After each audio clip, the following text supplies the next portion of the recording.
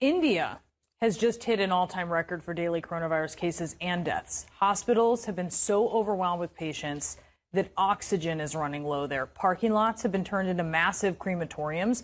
One investigative journalist who lost several family members to the virus says that she's become the target of harassment and government censorship for challenging the official death toll. And she's with us now. Rana Ayoob, she is an investigative journalist and a global opinions writer for the Washington Post. Rana, first off, I am so sorry. I know you have been affected, like so many people, by this personally. And you say that what you're witnessing is carnage. Tell us about this.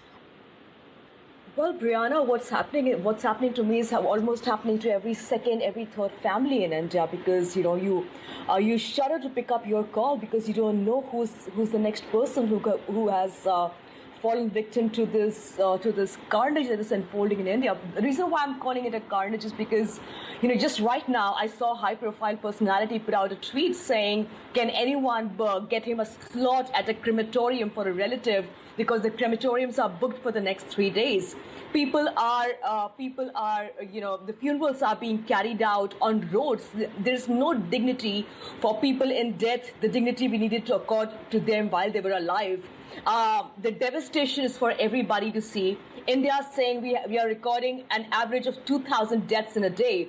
But if you go by official figures, if you go by multiple reports, the officials that I have spoken to, the local reporters that I have been speaking to who are regularly at crematoriums, I will not be exaggerating that the numbers in India are anywhere between 10,000 to 15,000 deaths in a day, and I still think that's a very, very conservative estimate. So this is a carnage because this country right now is running on the generosity and kindness of strangers and acquaintances, because the government of India, Narendra Modi, has criminally abdicated his responsibility as the Prime Minister, looking the other way. As we talk, there are political rallies by the ruling party in the southern part of India, and where thousands of people are on the streets without masks. Brianna? Yeah, I mean, it is the idea that there are large gatherings right now that are being promoted is nuts. And there are major transparency issues as well with the government. I know that you have actually seen your tweets disappear from your timeline. Can you tell us about this? Yes, so I tweeted. I put a thread on Twitter about fact checking the government's data on the number of deaths in India, especially the government figures versus the actual figures. For instance, I put out in one tweet that in one crematorium alone, a journalist has witnessed 90 funerals, whereas the government says only 7 dead. So I basically put out a list of the number of states that this is happening. The next day, when I went on to quote tweet that particular tweet, it had disappeared from my timeline. And I'm not the only one. This is happening to multiple journalists in India. The chief minister of the largest state in India, Yogi Adityanath, has called on hospitals saying that nobody will talk about lack of oxygen in hospitals. If they do that, they will be charged. A young boy yesterday put a tweet on social media that his father was gasping for breath and he did not have oxygen. Can somebody please help him? He was charged by the Yogi Adityanath government for just putting out a single tweet.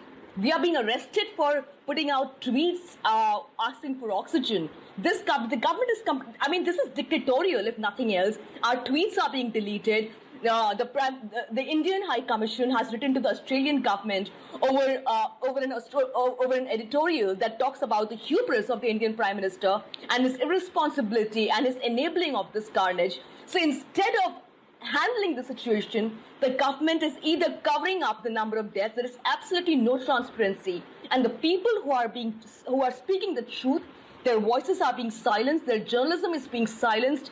Twitter, which is perhaps the only place where people can speak the truth, because the Indian media is clearly living in a parallel universe. Except for the international media and a few honorable exceptions, Indian media, by and large, is not speaking the truth. The truth that we know is only coming from social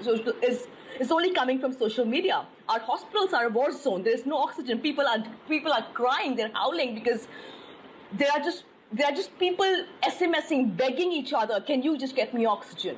And that's the devastation that is unfolding in India right now. I cannot even explain. I mean, it just leads to anxiety for us on a daily basis. As a journalist covering this, I'm anxious. I mean, there are days I can't sleep. I have not been able to sleep for the last 2 nights because my phone keeps buzzing. Somebody's asking for an ICU bed. Somebody's asking for oxygen. I've lost my next door neighbor. I have lost 2 dear friends in their mid-30s. I've lost a relative. My maternal family, 6 of them are in hospital right now. I don't know. And they got hospital bed after I had to put an SOS on social media. And I'm somebody who enjoys a great deal of privilege as a journalist, as somebody who has a social media following. I'm thinking about 50% of India that does not even have internet connectivity. To not even know what's happening in rural India, where there is so little awareness of COVID-19, where people have not been vaccinated. A doctor that I spoke to in Bihar, which is one of the northern states in India, said there are only dead bodies that he can count. There are no patients, there are only dead bodies. So that's the scale of devastation. And the fact that instead of addressing the issue, the Prime Minister of India just wants to cover it up, and that's not going to help. No. Well, Rana, you are sounding the alarm, and we are hearing you loud and clear. Rana Ayoob, thank you so much for being with us this morning. Thank you so much, Priyanka.